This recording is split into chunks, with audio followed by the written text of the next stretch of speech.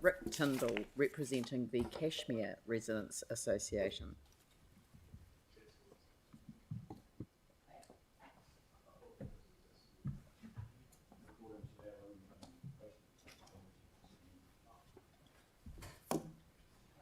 But that's right, you're representing the Cashmere Residents Association? I have put a submission in on behalf of the Cashmere Residents Association, correct? Thank you. He mihi nui, kia koutou, Council, kia koe, Madam Mayor and Chief Executive, tēnā kōrua. A particular mihi to the councillors newly elected who I haven't met before. Nice to meet you.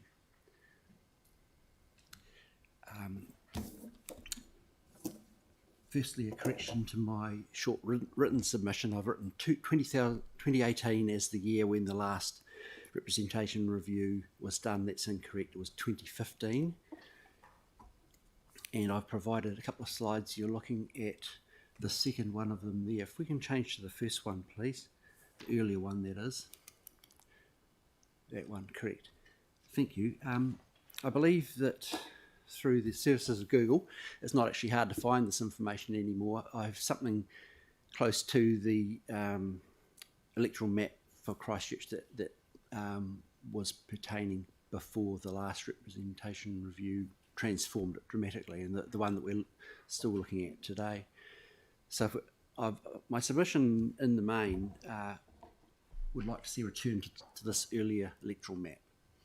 And the numbers there, it's a council of 14, including the mayor.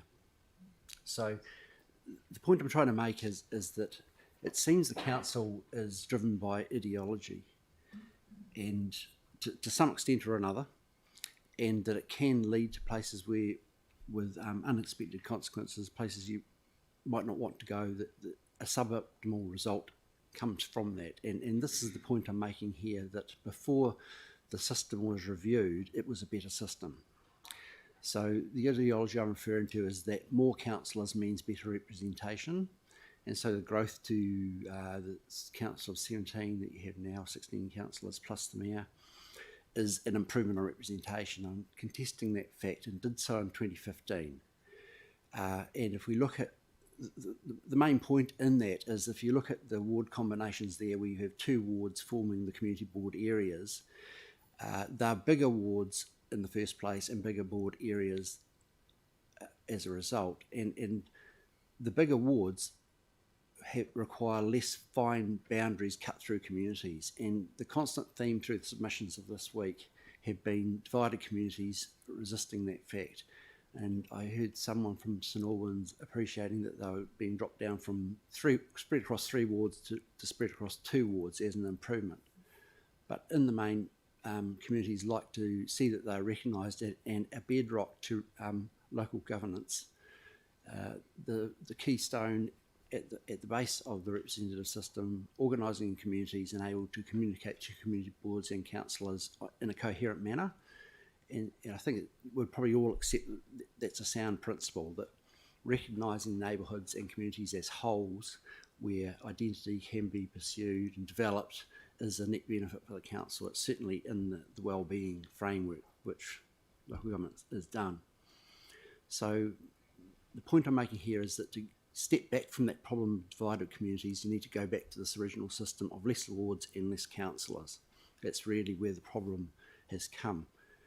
And I say this with some experience in that I was on a community board at the end of this period, that is the Spraden Heathcote Community Board at the time. And I was not aware around local government in that early period that there were any issues of communities saying we're divided, we want to be in one ward. There seems to be a new problem that's resulted from the representation review, the model that you're trying to tweak today. And I'm saying that a wholesale return to this old system is really the macro solution to the problem that you're trying to solve. And in that, recognising local communities, I think more weight needs to be put on the community boards themselves. That it strikes me as having been an error to reduce community board representative remuneration so that the chairs of those boards could receive double the remuneration, because they're all hard-working members, and if you're having trouble finding people to stand today, that's part of the reason, just not recognising the work that's involved for anybody to stand and serve on any of these boards at that basic level. So I think that's a symptom of disrespecting the communities, to reduce the value of those individual board members like that and say that the lead authority, the chair, would be the one that was recognised at twice the rate of anybody else. You do understand that the Remuneration Authority sets remuneration, not the council? Yes. Yeah. Thank you. I also recognise that you're not deciding STV today, but on a personal note, I'd just like to lend my support to those submitters who've asked for that to be looked at in the future. I guess in the correction there, the point that the Mayor's made is that we're looking at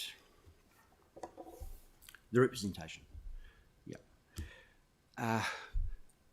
So I guess we can go to the second slide. Well, while we're on that slide, yeah, the question that's been raised, like this model was proven through history, that there was over 50% representation for women on the council under this model. And that was 20 odd years ago that it was implemented, and it's had a real heyday, and that's where women's representation exceeded those of the Unit Board. And I noted Chrissy Williams' presentation a couple of days ago where the statistic is now down to about a third or less of women's representation. So that is how you could look at solving it if you want to go and look at this model again, where it actually did work, that councillors elected at large in bigger wards and community board areas actually didn't have that problem. Yeah, so thank you. Now moving on to the second slide, which is a reworking of the proposal from the council that's been put out. Where I also listened to submitters earlier in the week, in particular community boards from the Central Heathcote Linwood Board and the Spraden Cashmere Board, where they were contesting the board areas that were being reworked to lose one community board and have all community boards with 3 wards within them. I went away and thought about it and have come up with this version of it.